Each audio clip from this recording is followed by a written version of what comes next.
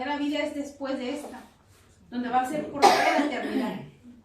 Entonces, si ya tenemos bien consciente esto en la cabeza, lo que voy a hacer, lo que yo quiero ser, me tengo que mantener fiel en el Señor. Que caigo en una tentación, como le decía la otra vez, tenemos la confesión, tenemos ese sacramento de ir a la confesión, confesarnos y volvernos a revestirnos con esas vestiduras blancas que el Señor nos ha limpiado de ese pecado y volver a caminar con más fuerza que lo que habíamos caminado ya. Porque ahora ya el Señor nos ha vuelto a limpiar, nos ha vuelto a revestir, entonces tenemos que tener una misión espiritual. ¿Amén? Amén.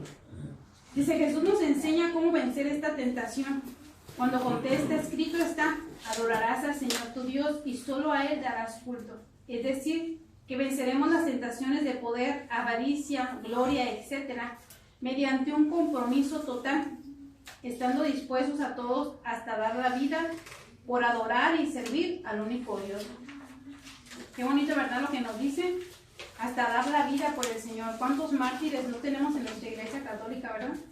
Que ya lo estaban matando y que gritaban con aquella fuerza, viva Cristo Rey. Mira nomás, niégalo y te bajamos del árbol, o niégalo y no te damos el balazo que te vamos a dar. ¿Y qué decían ellos, no? Viva Cristo Rey, la Virgen de Guadalupe. Y morían, daban la vida por el Señor.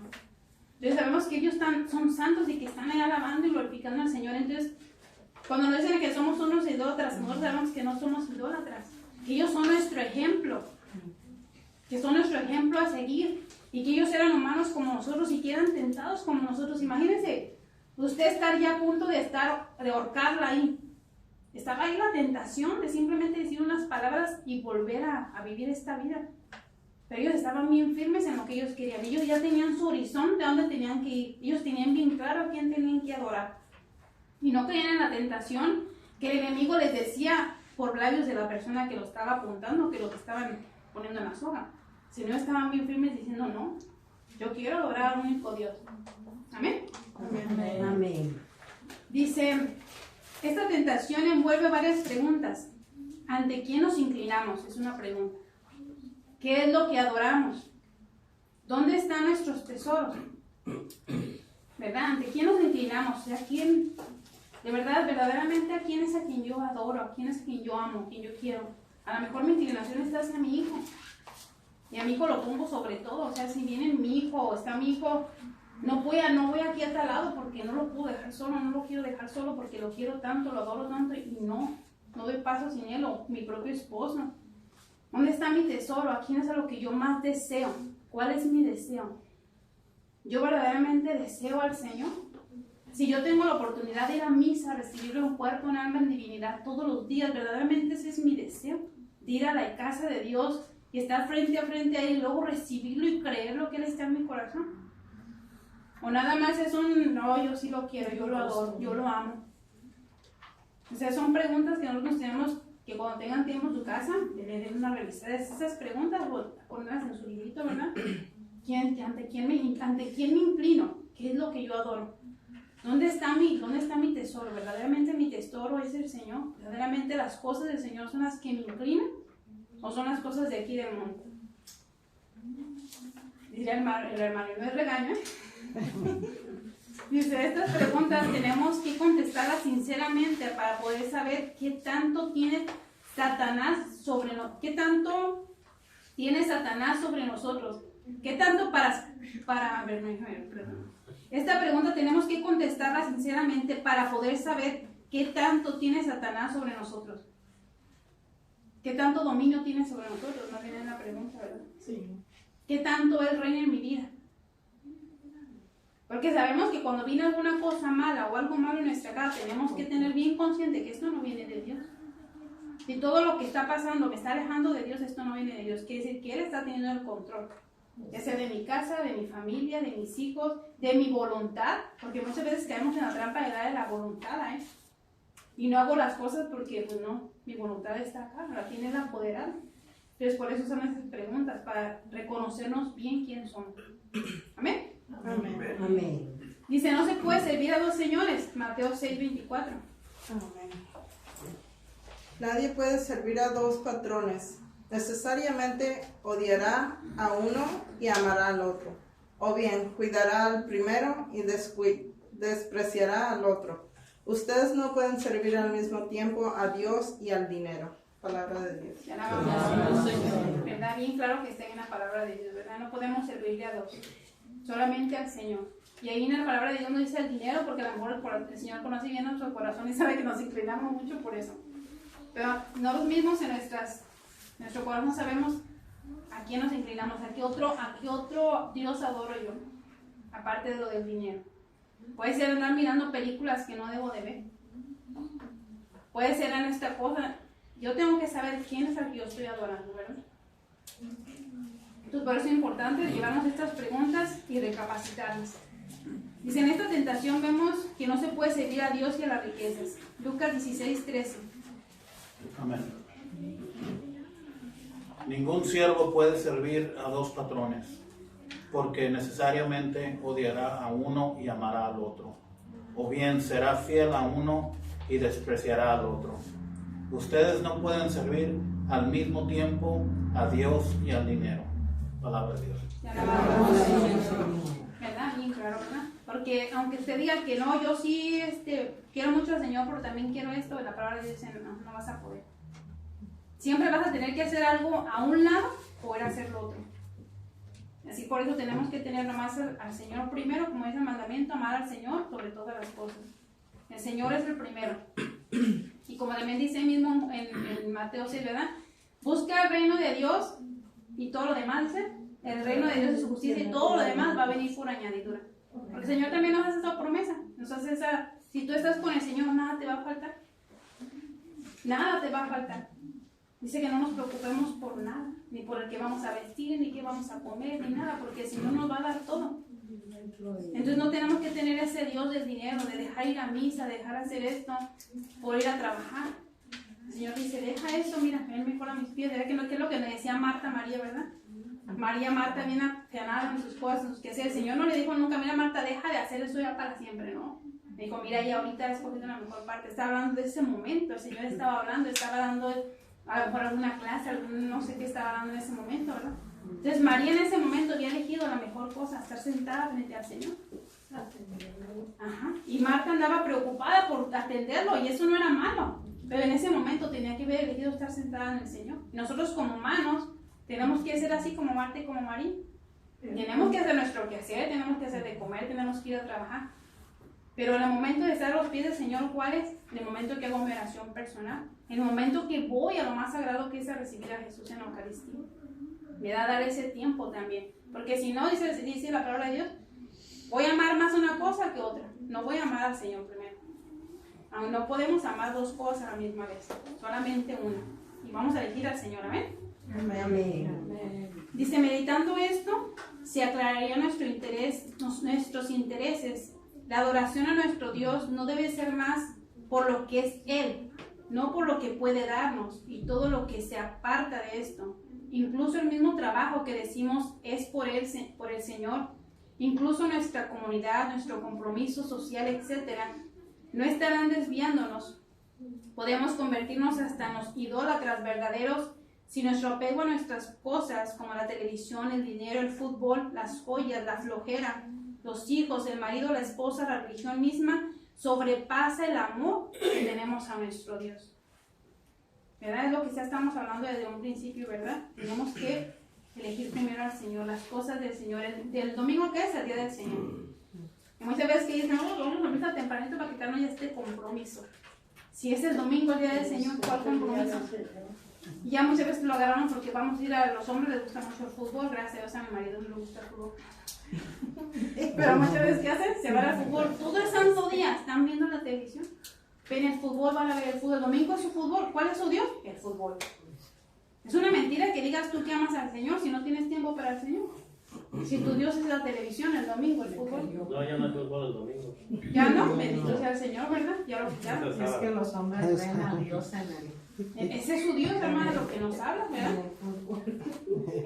Entonces tenemos que dar ese día del Señor. Vamos a misa y luego ¿qué podemos hacer bonito? Estar en familia. En esa reunión. Agradecer al Señor. Sí, claro que sí. Bueno, dice, vamos a pensar un momento y pidamos a Dios que nos ilumine para ver bien nuestros fetiches o ídolos, rogándole que con toda su autoridad los derrumbe y que pongamos en su lugar como único Señor a Jesús. ¿Sí sabemos qué quiere decir fetiches? ¿No? Como fetiches. ¿Fetiche? Fetiches. Ahora que me No, fetiches. Como algo que es algo muy grande en mí, como algo de adoración, algo de adoración, algo que me domina a mí. Fetiches. O idolatría, como dice aquí. O ídolos. Ahora vamos a ver Deuteronomio 6:4 y luego Deuteronomio 14:18 para que lo tengan. Escucha, Israel, Yahvé nuestro Dios es Yahvé, único. Palabra de Dios. Ya la vamos.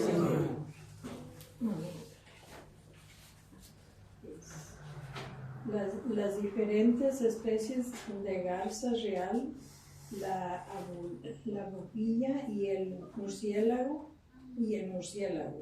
Palabra de Dios. Ya la vamos. Deuteronomio 14:18. 14-18. Ajá. Capítulo 14. Ajá, capítulo 14, versículo 18. Deuteronomio. Ok. Eso dice. Es que muchas veces podemos leer un poquito más arriba y está como más claro, ¿verdad? También habla mucho de la idolatría. ¿Quieres que lea de más arriba? A ver, un poquitito más abajo. Pues habla aquí de las aves. Ujú. Dice, desde la 10, dice, pero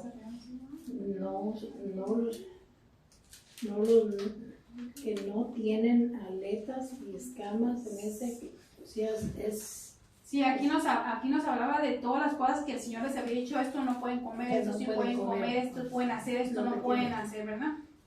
Pero ¿qué dice la primera que nos dio la hermana? Escuche Israel, aquí yo a veces cuando veo la palabra de Dios yo no pongo Israel, pongo mi nombre, ¿verdad? Y así cada uno de nosotros cuando ponga esta, escucha a cada uno con su nombre, ¿verdad? el El 6. Señor es el único Dios, si era ese era ese hermano, aquí estaba 14 y 18.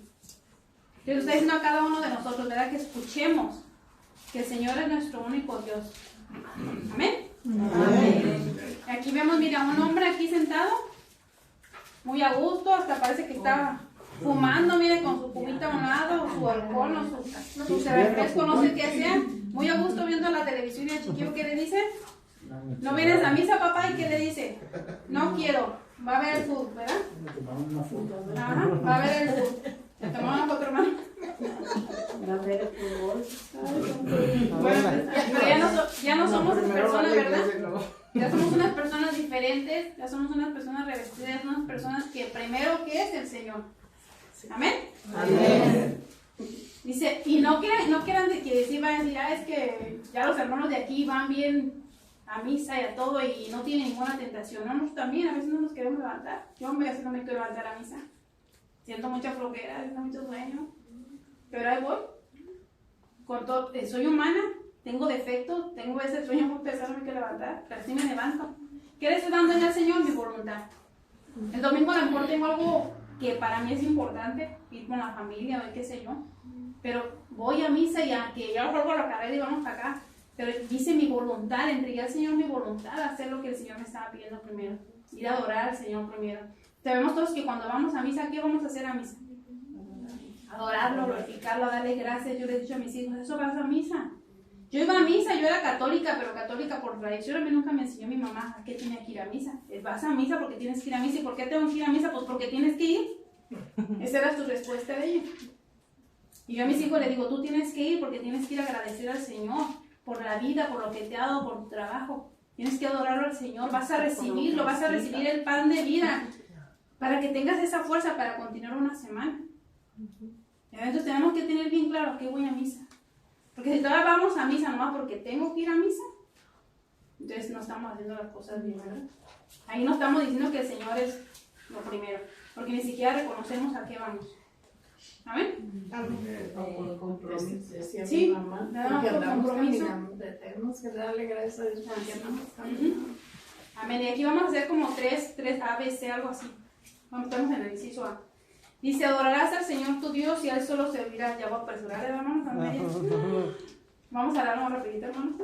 Dice, para entender hasta el fondo la respuesta a Jesús, debemos recordar la oración sacerdotal de este. No te pido que los retires del mundo, sino que los guardes del maligno. Juan 17:15. No te pido que los saques del mundo, sino que los defiendas del maligno. Palabra de Dios. Te alabamos, Señor. ¿Verdad? Hasta mismo Jesús, Él nos dice, no están alejados del mundo, no están alejados de la tentación, pero yo voy a estar rogándole a mi Padre para que los libre del maligno. Pero tenemos que estar como la vid, pegados a la vid, pegados a ese tronco, para que nos pueda dar la fortaleza y la fuerza para vencer las tentaciones. Amén. Amén. Entonces, si vivimos en el mundo, estamos en Él, pero nuestro interior debe permanecer libre para adorar al Señor. Tenemos que tener cuidado de no hacer las cosas por puro formulismo. Dice, de la ley que mata, pues solo el Espíritu en nosotros es el que nos da la vida. Segunda de Corintios 3, del 2 al 6. Ay, amén. Ustedes mismos son nuestra carta de recomendación. Recomendación. Es una carta escrita en el interior de las personas, pero que todos pueden leer y entender. Nadie puede negar que ustedes son una carta de Cristo, de la que hemos sido instrumentos, escrita no con tinta, sino con el Espíritu de Dios vivo. Carta no grabada en tablas de piedra, sino de corazones humanos. Por eso nos sentimos seguros